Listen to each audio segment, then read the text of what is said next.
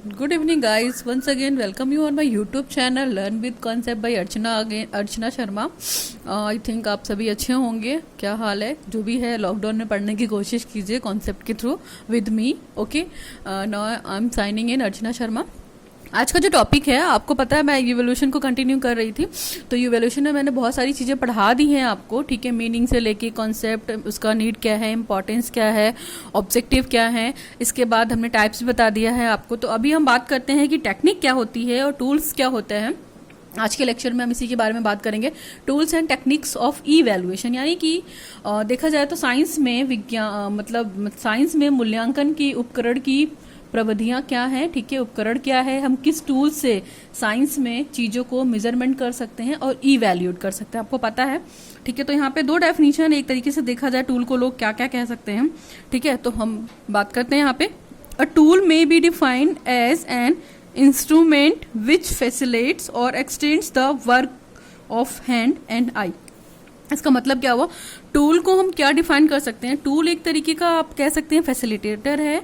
ठीक है, इंस्ट्रूमेंट के लिए. ठीक, और वो क्या है, आपके वर्क को आपके हाथों में देता है. ठीक है, हाथों और आईज में. तो आप अपनी हाथों और आईज से जो भी काम करेंगे अपने वर्क को प्रमोट करने के लिए या इंस्ट्रूमेंट करने के लिए, वो आपका टूल कहलाएगा.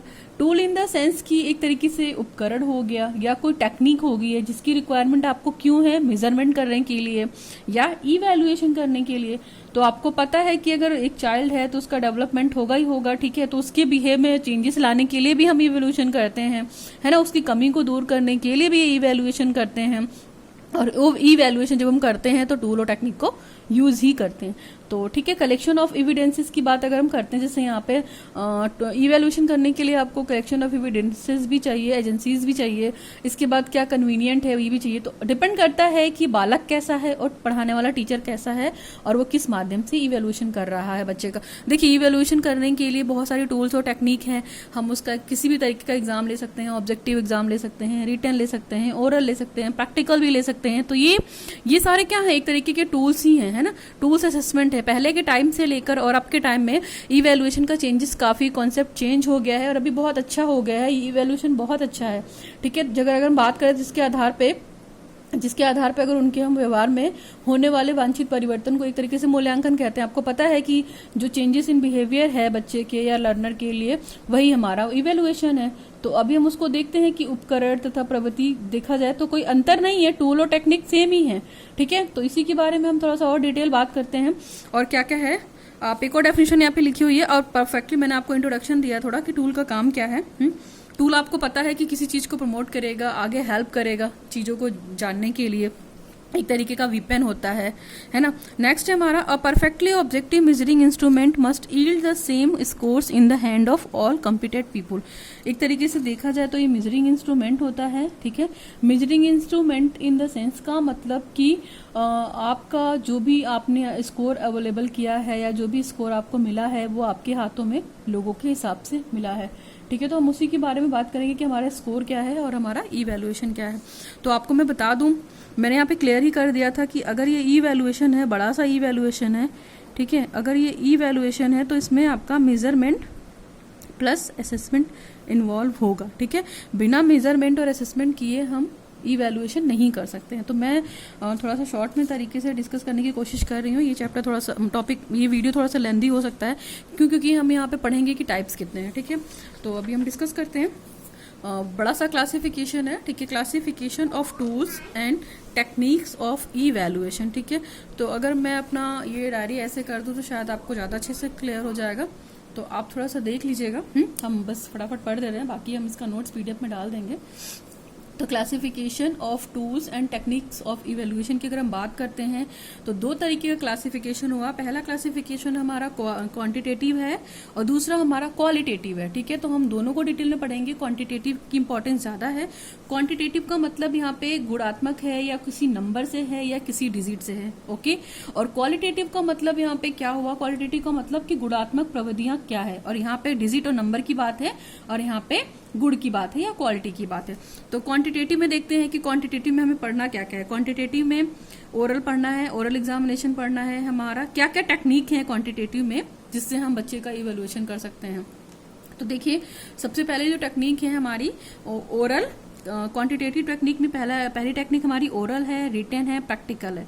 ठीक है, तो हम ओरल एग्जाम के माध्यम से भी बच्चे का एग्जाम ले सकते हैं, रिटन के माध्यम से भी ले सकते हैं, प्रैक्टिकल करा के भी ले सकते हैं और इवेल्युएशन कर सकते हैं। ठीक है, नेक्स्ट इसी रिटन ओरल रिटन और प्रैक्टिकल को में से रिटन को कैटेगराइज किया गया है 3 अलग से सेगमेंट में। तो रिटन में क्या क्या हो सकता है, ऐसे टाइप हो सकता है यानी कि निबंध वाला, ऑब्जेक्टिव टाइप्स यानी कि जो एमसीक्यूज वगैरह आते हैं वो, और शॉर्ट आंसर टाइप जो 1 स्टेटमेंट या 2 स्टेटमेंट में या 2 लाइन या 1 लाइन में लिखे जाते हैं। ठीक है, तो ये हो सकता है। नाउ फिर इसी को ऑब्जेक्टिव को भी डिफाइन किया गया, तो ऑब्जेक्टिव में भी रिकॉल टाइप हो सकता है और रिकॉग्नाइजेशन टाइप भी हो सकता है। ठीक है, recall type in the sense का मतलब रिकॉल करना या प्रत्यय स्मरण करना। ठीक है, प्रत्यय स्मरण करना चीजों को, फटाक से ऐसे आंसर होने चाहिए जिसमें फटाक से क्वेश्चन बोला नहीं कि आंसर आ गया, इस तरह की चीजें होना चाहिए। और रिकॉग्निशन टाइप में क्या होना चाहिए, इसका मतलब होता है प्रत्याभिकान। तो देखिए, रिकॉल टाइप में कौन कौन से क्वेश्चन हमारे आएंगे, सिंपल रिकॉल टाइप आएगा, फिल इन द ब्लैंक्स आएगा और कंप्लीट करने के लिए सेंटेंस आ सकता है। जैसे सिंपल रिकॉल टाइप में आ गया है ना, फिल इन द ब्लैंक्स आ गया और कंप्लीशन आ गया। अब रिकॉग्निशन का भी यहाँ पे 5 टाइप है। तो रिकॉग्निशन में देखिए क्या क्या है। पहला टाइप है हमारा एमसीक्यूज यानी कि मल्टीपल चॉइस क्वेश्चन, जहाँ पे 4 ऑप्शन होंगे। दूसरा हमारा है अल्टरनेटिव रिस्पॉन्स यानी कि 2 में से 1 कोई सही होगा। तीसरा होगा मैचिंग द फॉलोइंग, मैचिंग करने के लिए आ जाएगा। और चौथा है हमारा क्लासिफिकेशन और पांचवा है भी हमारा क्लासिफिकेशन टाइप में। तो ठीक है, ये सारी चीजें हैं। क्लासिफिकेशन यहाँ पे 2 इसलिए लिखे हुए हैं क्योंकि देखिए एक क्लासिफिकेशन डिफरेंट तरीके का भी हो सकता है और एक सादृश्य अनुभव या कुछ पर्सनल एक्सपीरियंस के बेस पे भी क्लासिफिकेशन हो गया। तो आई थिंक आपको वीडियो में क्लियर दिख रहा होगा, क्वांटिटेटिव का एक स्ट्रक्चर मैंने बता दिया है। ठीक है, आप उसको एक बार देख लीजिए, फिर से मैं फटाफट पढ़ रही हूँ, इन्हीं को हम डिटेल में पढ़ेंगे, कुछ भी टफ नहीं है, बहुत इजी है। ठीक है, क्वांटिटेटिव की बात करते हैं, हो गई हमारी। अब क्वालिटेटिव की बात करते हैं। तो क्वालिटेटिव में किसके माध्यम से हम बच्चे का इवेल्यूशन कर सकते हैं, इंटरव्यू के माध्यम से कर सकते हैं और इंटरव्यू के बाद ऑब्जर्वेशन के माध्यम से कर सकते हैं। ठीक है, चेकलिस्ट बना सकते हैं, क्वेश्चनायर बना सकते हैं, कम्युलेटिव रिकॉर्ड बना सकते हैं। ठीक है, रेटिंग स्केल के हिसाब से कर सकते हैं और जो एनकोडल रिकॉर्ड होते हैं बच्चे के, उनके हिसाब से कर सकते हैं। तो ये तो हमारा classification of tools and techniques में 2 थे, क्वांटिटेटिव और क्वालिटेटिव। अब हमने ये तो देख लिया कि क्वांटिटेटिव में क्या है, क्वालिटेटिव में क्या है। अभी हम देखते हैं क्वांटिटेटिव को डिटेल में। तो सबसे पहले फटाफट देखते हैं क्वांटिटेटिव में क्या होता है। देखिए, ओरल एग्जाम हो गया। ठीक है, तो ओरल एग्जाम आपको फटाफट पढ़ते हैं क्योंकि काफी टॉपिक लंबा हो जाएगा। तो ओरल एग्जाम आपको पता है कि कैसे होता है। ठीक है, ये क्या है, सबसे देखा जाए तो सबसे पहले ओरल एग्जाम ही होता था एक तरीके से देखा जाए तो। ये बच्चों की हेल्प करता है चीजों को समझने में, ठीक है, प्रोनाउंसिएशन करने में, सुनने में, देखने में, है ना, लैंग्वेज में। तो इस तरह की रिस्पॉन्स को अच्छा करने की कोशिश करता है और ये फटाफट हो भी जाता है, टाइम भी नहीं लेता है। इससे बच्चे का जो फैक्ट होता है वो क्लियर हो जाता है, बच्चा फेस टू फेस आंसर भी देता है, वर्बली बोलने भी लगता है। जैसे मान लीजिए ओरल क्वेश्चन आंसर हो गया, डिबेट हो गया, इस तरह की चीजें हो गई, ड्रामा हो गई, तो ये सब किस में आ जाएगा, हमारा ओरल एग्जामिनेशन में आ जाए। लेकिन ये ओरल एग्जामिनेशन हमारा लोअर क्लास तक ही बेटर है। ठीक है, हायर क्लास में इफेक्टिव नहीं है क्योंकि इसके लिए बच्चे को पेन या पेपर या इस तरह की चीजों को यूज करने की जरूरत तो पड़ नहीं रही है। टीचर आया क्लासरूम में और उसने फटाफट अपने क्वेश्चन पूछे और बच्चों ने फटाफट आंसर दिए और बच्चे अपनी एबिलिटी के हिसाब से जो उनको आंसर आता उन्होंने फटाफट दिया और अपने नॉलेज को बढ़ाया और अपने अचीवमेंट को बढ़ाया। तो ये तो हमारा ओरल एग्जामिनेशन हो गया। इसके एडवांटेज क्या है, एडवांटेज यही है कि पूरा सिलेबस जल्दी कवर हो जाएगा। जाहिर सी बात है, ओरली पढ़ाना है, रिटन कुछ भी नहीं देना है, तो टीचर का भी टाइम बचेगा नोट्स बनाने में और बच्चे भी नोट्स नहीं बनाएंगे, बच्चों का बर्डन भी कम होगा। Any misconception can be classified both the student and the teacher. और कोई जो अगर मिसकंसेप्शन हो जाता है तो वो टीचर के द्वारा बच्चे आपस में मिलकर क्लासीफाई कर लेते हैं दोनों।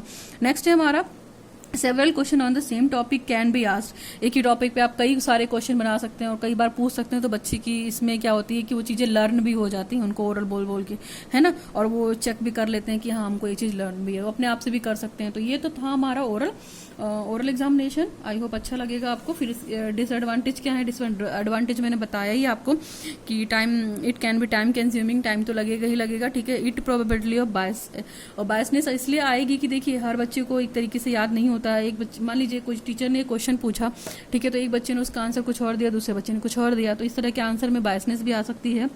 नेक्स्ट हमारा it can be different to test each student over the entire area under the study. तो ये थोड़ा सा डिफिकल्ट इसलिए पड़ जाता है कि पूरी क्लास को ओरली हम कब तक सुन पाएंगे। मान लीजिए 50 बच्चों की क्लास है और हम क्वेश्चन पूछ रहे हैं, तो हम 50 बच्चों से एक बार तो आंसर नहीं ले सकते, है ना। हमें फिर क्या करना पड़ेगा, एक क्वेश्चन के लिए दूसरे एक बच्चे को उठाया, दूसरे क्वेश्चन के लिए दूसरे बच्चे को उठाया। तो टीचर 50 क्वेश्चन तो या 30-25 क्वेश्चन भी एक क्लास में नहीं पूछ सकती क्योंकि कितना टाइम तो होता नहीं है क्लास पीरियड का। ना। दूसरा हमारा एग्जाम क्या था, आपको ये क्वांटिटेटिव में ही पढ़ रहे हैं, हमारा दूसरा था रिटन एग्जामिनेशन। तो रिटन एग्जामिनेशन में हमने आपको बताया था कि ऐसे टाइप का एग्जामिनेशन हो सकता है, ऑब्जेक्टिव टाइप का हो सकता है और शॉर्ट आंसर टाइप का हो सकता है। तो इसे आपको पता है कैसा होता है, इसी के बारे में देखते हैं फटाफट। ऐसे टाइप क्वेश्चन में आपको पता है कि ये थ्योरी को एक्सप्लेन करता है, ठीक है, ऐसे टाइप का जो होता है, ठीक। और इसमें क्या होता है कि कोई भी प्रश्न दे दिया जाता है बच्चों को या कोई भी आंसर दे दिया जाता है रिटन में लिखने के लिए, फिर उसके एक्सप्लेनेशन का पूरा प्रोसेस कराया जाता है, फिर जो भी प्रॉब्लम होती है उसके सोल्यूशन कराया जाता है, डिस्क्रिप्शन फॉर्म में होता है, ठीक है, इंस्ट्रूमेंट और ऑपरेटर्स की जरूरत पड़ती है, पूरा हिस्टोरिकल सर्वे होता है ऐसे टाइप के क्वेश्चन का, फिर इंटरप्रिटेशन किया जाता है by the practical and numerical data, फिर the number of question is limited, यहाँ पे नंबर ऑफ क्वेश्चन लिमिटेड करने पड़ेंगे और टाइम ड्यूरेशन भी देना पड़ेगा, इसलिए क्योंकि बहुत लेंदी होता है। बच्चे को अगर हम टाइम लिमिट नहीं देंगे तो बच्चा लिखता रहेगा, ठीक है। तो जो 3 घंटे का एग्जाम होता है तो उसमें इसी टाइप के क्वेश्चन ही होते हैं।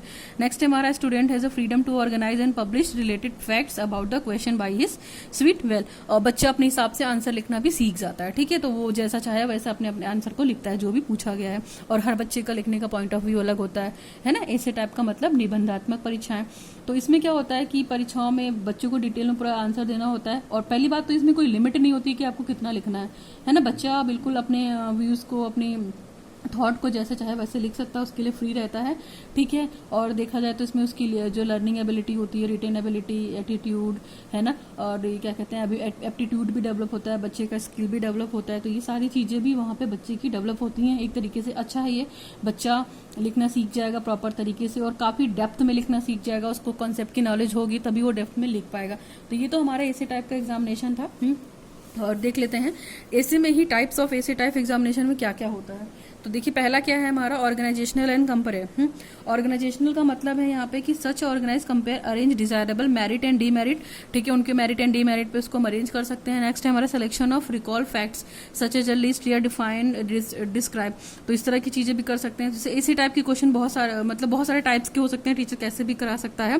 फिर स्टेबलाइज रिलेशनशिप का मतलब such is why, how, conduct, इस टाइप के क्वेश्चन डाल सकता है ना, टाइप ऑफ क्वेश्चन डाल सकता है। फिर है एलोबरेशन एंड एक्सप्लिकेशन का मतलब होता है such as explain, reason, differentiate, assignment, meaning and illustration, example वगैरह दे के पूछ सकता है। और फिर problem solving and creative type के भी क्वेश्चन दे सकता है, तो इससे भी बच्चों को इवेल्यूशन हो सकता है, ठीक है। तो देखा जाए तो एक तरीके से इंपॉर्टेंस भी है ना। और नेक्स्ट क्या बात करते हैं, हम सजेशन क्या दे सकते हैं कि हम कैसे कंस्ट्रक्ट कर सकते हैं किसके इसी टाइप के क्वेश्चन को। तो कंस्ट्रक्ट करने की अगर हम बात करते हैं तो the test should be neither too general not too specific, बहुत ज़्यादा जनरल भी नहीं होना चाहिए, बहुत ज़्यादा टफ भी नहीं होना चाहिए कि बच्चे सॉल्व ना कर सके, और बहुत ज़्यादा ईजी भी नहीं होना चाहिए कि पूरे बच्चे सॉल्व करके बैठ जाएं तो हमें मेरिट निकालने में दिक्कत हो या रिजल्ट निकालने में दिक्कत हो। नेक्स्ट है direction and scope of the response should be well defined, और आपको सारी चीज़ें डिफाइंड होनी चाहिए, आंसर भी आपको पता होना चाहिए, डायरेक्शन भी पता होना चाहिए।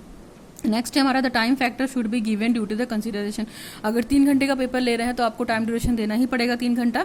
नेक्स्ट है हमारा an effort to construct a uniform essay type it's for the all student should be made, तो जो हम इससे कंफर्म करते हैं या जो भी हम बनाते हैं तो हम ये देखते हैं कि, तो ये सारी चीज़ों का हम ध्यान देते हैं यहाँ पे, ठीक है।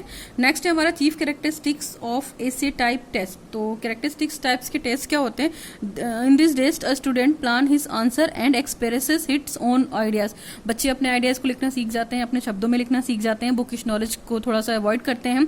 फिर the number of question in this test is comparatively small, ठीक है, their nature is general and answer of are layer, देखिए क्वेश्चन तो बहुत छोटे होते हैं लेकिन उनके आंसर्स काफी बड़े हो जाते हैं निबंधात्मक क्वेश्चन में, ठीक है। तो much of the time in this test depends on the skill of the constructor, depend करता है कि उसने पेपर बनाने वाले ने पेपर कैसे बनाया है, ठीक है, और कितना उसको लिखना है। नाउ नेक्स्ट है हमारा these are the somewhat में ऐसी वाला टेस्ट है, ठीक है। बच्चा कैसे भी होगा, डिफिकल्ट भी होगा, कॉम्प्लिकेटेड भी होगा, तो लिखने की कोशिश करेगा, अपने पेपर को छोड़ेगा नहीं। नेक्स्ट है हमारा what is expected of student is not clearly explained in this test, ठीक है। बच्चे को कभी कभी क्या होता है, क्वेश्चन पेपर क्लियर नहीं होता है, अपनी एक्सपेक्टेशन के हिसाब से नहीं कर पाता है वो। नेक्स्ट है there is a more possibility of teaching and using unfair means in this fact, तो कहीं ना कहीं ये टीचिंग का कुछ अनफेयर टर्म हो जाता है या अनफेयर टाइप की टीचिंग हो जाती है जिसमें बच्चों का कॉन्सेप्ट भी क्लियर नहीं हो पाता है। नेक्स्ट है हमारा मेरिट्स ऑफ ऐसे टाइप। तो अगर हम मेरिट्स की बात करते हैं तो इससे इजी टू कंस्ट्रक्ट, बनाने में इजी होता है, ठीक है। कंस्ट्रक्शन बना मतलब जो टेस्ट का कंस्ट्रक्शन किया जाता है वो काफ़ी इजी हो जाता है, स्पेशल स्किल डेवलप हो जाती हैं, नंबर ऑफ क्वेश्चन बहुत स्मॉल होते हैं, ठीक है। Do not consume much time and energy. Next है हमारा testing of specific mental abilities, ठीक है। तो यहाँ पे क्या होता है, जो टेस्ट बनाता है टीचर, उससे बच्चों की बहुत सारी मेंटल एबिलिटीज़ डेवलप हो जाती हैं, वो सारी चीज़ें क्रिटिसिज्म करना, एनालिसिस करना, ये सब भी मिजरेबल है। नेक्स्ट है हमारा कंट्रोल ओवर द लैंग्वेज। बच्चे का अपनी लैंग्वेज पे कमांड भी हो जाता है और वो प्रॉपर एक्सप्रेस करके अपने फीलिंग्स को लिखना भी सीख जाते हैं। क्या थॉट हैं, क्या आइडियाज़ हैं, दीज आर दी। तो ये तो हमारा ये था, ठीक है, मेरिट था। इसी मेरिट में हमारा है ऑर्गेनाइजेशन ऑफ थॉट। थॉट का ऑर्गेनाइजेशन करना सीख जाता है कि हमें किसी विचार को अपने पेपर पे कैसे उतारना है। नेक्स्ट है हमारा टेस्ट ऑफ ओरिजिनलिटी। ओरिजिनलिटी का मतलब है यहाँ पे बच्चों को एक अपॉर्चुनिटी मिलती है अपने अंदर क्रिएटिविटी को फॉर्म करने के लिए और अपने थॉट्स को लिखने के लिए किसी भी तरीके के अंदर टेस्ट में। डी मेरिट क्या है? डी मेरिट है हमारी इसकी ये है कि टेस्ट में मोर इम्फेसिस और मेमोरी पे बेस्ड है। जाहिर सी बात है, बच्चे को अगर अच्छे से लर्न नहीं है, कॉन्सेप्ट नहीं है, तो वो प्रॉपर वे में कर नहीं पाएगा, सोच भी नहीं पाएगा और लॉजिकली चीज़ों को डिफाइन भी नहीं कर पाएगा, है ना। रिकॉल टाइप का तो क्वेश्चन है नहीं कि उसने याद कर लिया और फटाक से लिख दिया। रोट लर्निंग नहीं, यहाँ पे कॉन्सेप्चुअल लर्निंग चलेगी।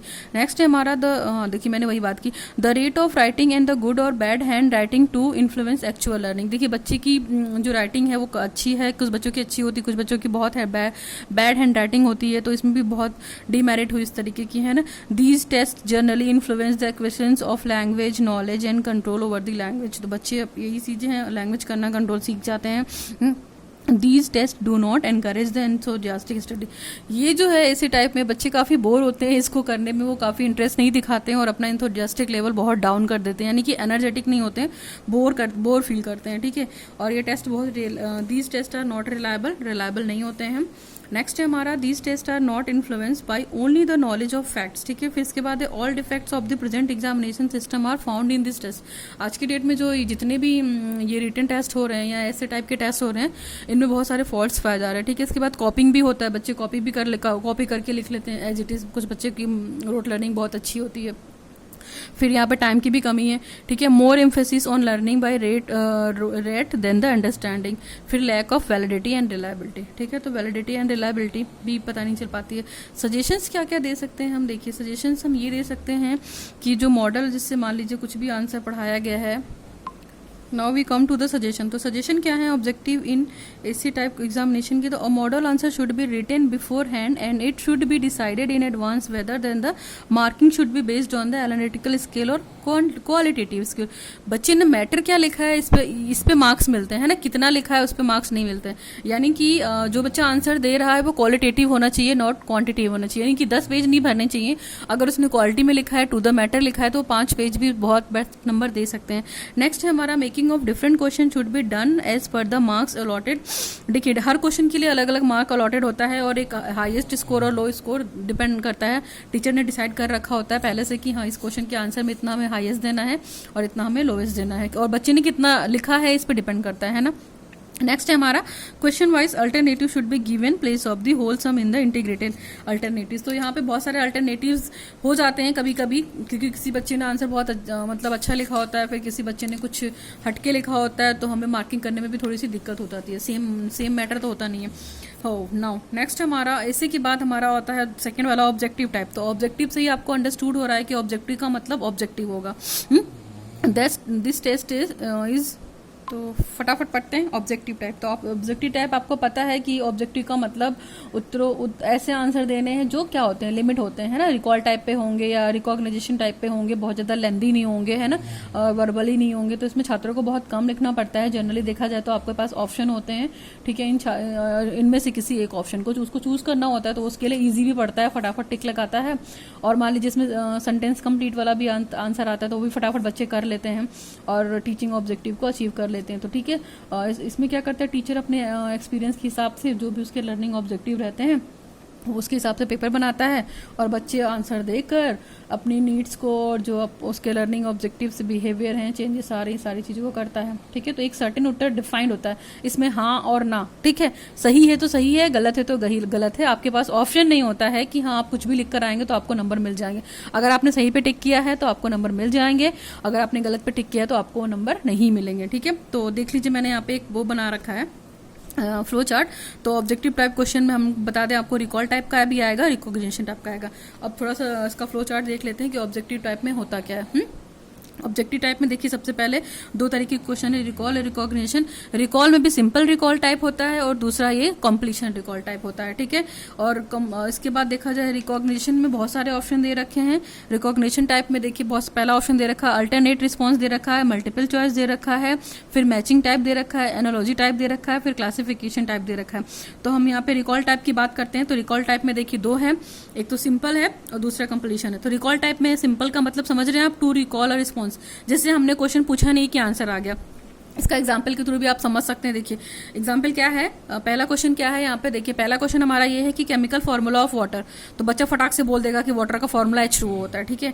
नेक्स्ट क्वेश्चन हमारा प्रेसिडेंट ऑफ इंडिया, बच्चा फटाक से बता देगा इंडिया का प्रेसिडेंट कौन है, ठीक है। नेक्स्ट क्वेश्चन है what kind of waves in sound, sound में कौन सी वेव होती है, बच्चे को फटाक से आंसर आ जाएगा। तो ये क्या है, एक एक वर्ड के आंसर है, ये सिंपल रिकॉल में, ठीक है। कंप्लीशन टाइप में क्या है, ये एक तरीके से फिल इन द ब्लैंक्स होते हैं। जैसे मान लीजिए दे दिया chemical formula of salt dash dash dash, उसके आगे बच्चा लिखेगा, ठीक है। फिर first president of India dash dash dash, उसके बाद बच्चा लिखेगा। नेक्स्ट है हमारा the wavelength of X rays is the in order the इतने एंगस्ट्रॉन्ग। तो ये फिल इन द ब्लैंक से ये बच्चा करेगा। तो ये क्या हो गया, एक तरीके का कंप्लीशन, यानी सेंटेंस को कंप्लीट करने वाला हो गया। और पहला क्या था, सिंपल रिकॉल। तो ये तो हमारा रिकॉल टाइप था। अभी हम आते हैं अपने इसकी थोड़ा सा एडवांटेज पढ़ लेते हैं, ठीक है। और एडवांटेज और डिसएडवांटेज फटाफट पढ़ते हैं। तो एडवांटेज और डिसएडवांटेज में देखिए कि रिकॉल टाइप का जो टेस्टिंग होता है वो केयरफुली प्रिपेयर करना होता है, क्योंकि उसमें आपको आंसर एक ही होता है आपके पास, ठीक है। आपको एग्जैक्ट आंसर देना होता है, कुछ लिखना नहीं होता है। और आपको प्रोबेबिलिटी जो होती है गेस करने की वो बिल्कुल भी खत्म हो जाती है कि आप तुक्का नहीं मार सकते हैं, ठीक है। आपने अच्छे से आपको कन्फर्म पता है तो ही आप आंसर लगाएंगे। इसके बाद है हमारा डिसएडवांटेज, स्कोरिंग कैन बी, तो पता है आपको कि प्रोबेबिलिटी जो होगी गेस करने की बहुत कम होगी, ठीक है ना। डिसएडवांटेज में अगर हम बात करते हैं तो स्कोरिंग कैन बी लेबोरियस। यहाँ पे भाई मार्क्स मैटर करते हैं। अगर आपने सही टिक लगाया तो आपको मार्क्स मिलेंगे, गलत लगाया तो कोई मार्क्स नहीं मिलेंगे, 0 मिलेगा, ठीक है। Probability of guesswork is completely negligible. Next है हमारा it ends to the measures factual knowledge made up. और देखिए आपको पर्टिकुलर इन्फॉर्मेशन या नॉलेज होगी तो ही आप करेक्ट आंसर लगा पा सकते हो। थोड़ा भी अगर आपको 1% भी डाउट होगा तो आपका आंसर गलत भी हो सकता है।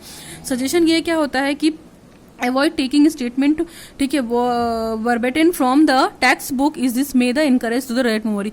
ये क्या है, देखिए ये एक तरीके से देखा जाए तो रोट मेमोरी को इनकरेज करता है, क्योंकि बच्चा एक लाइन वाला आंसर फटाक से याद कर लेता है, उसको याद भी रहता है, एक दो बार रिकॉल करता है तो वो फटाफट याद भी रहता है।